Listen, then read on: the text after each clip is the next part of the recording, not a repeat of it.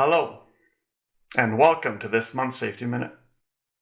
Risk tolerance is an interesting thing. And it's interesting because for everybody it is different. For instance, when we drive, some people are afraid to even get up to the speed limit. Other people will not go over the speed limit. Yet some people are happy to go 5 over the speed limit, 10 over the speed limit, sometimes 15 over the speed limit. And yet some people, they just make up the speed limit as they go. Not only is risk tolerance different for everybody, but it also changes with the conditions.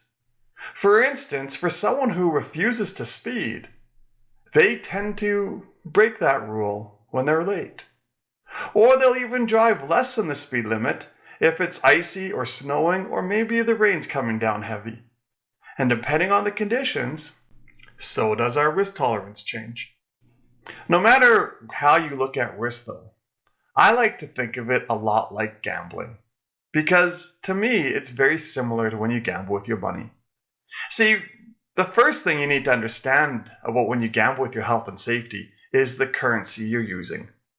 When you gamble with your health and safety, you're either trying to save time, you're trying to make money, or it has to deal with pride. Examples of this are people who speed all the time, they're gambling with their time. People who drink and drive, they don't want to spend the extra money to get a cab ride home and another cab ride back to their vehicle. And those who choose not to wear a helmet or a seatbelt when they're riding in a vehicle, well, they're gambling with their pride. Because for some reason to them, they would much rather ride accepting the risk than they would controlling it. Another difference of when you gamble with your money versus when you gamble with your health and safety is that when you gamble with your money, you get to choose what game it is you're going to play.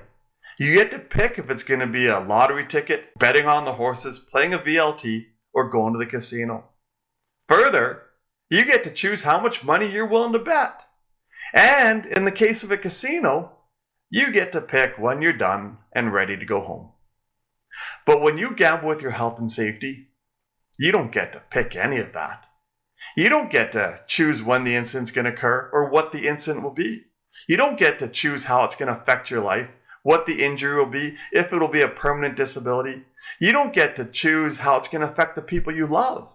You don't get to pick if it's going to stop you from ever working again. And on top of all that, you definitely don't get to choose when you're done and ready to go home. Instead, that normally will come from a doctor when they tell you you've hit your plateau and that's the best your injury's ever going to get. And from that point on, you're just going to have to live with the consequences.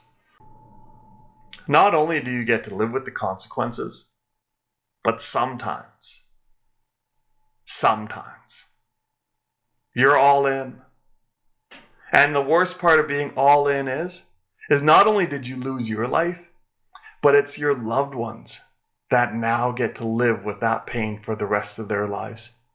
As they live knowing that their father, their brother, their sister, their mother is never coming home from a preventable incident. Another interesting thing when you gamble with your money versus your health and safety is knowing exactly what it is you're betting. You're betting everything you ever worked so hard for. All your hopes, all your dreams, your future, and everyone you love. That's what you're putting down on that table. So the next time you want to gamble with your health and safety, I hope next time you'll think twice about taking that risk. I hope you enjoyed this month's Safety Minute. If you want more videos like this, please hit the subscribe button. If you want to bring me out to your workplace, go to spencerspeaks.ca. Until the next Safety Minute, stay safe.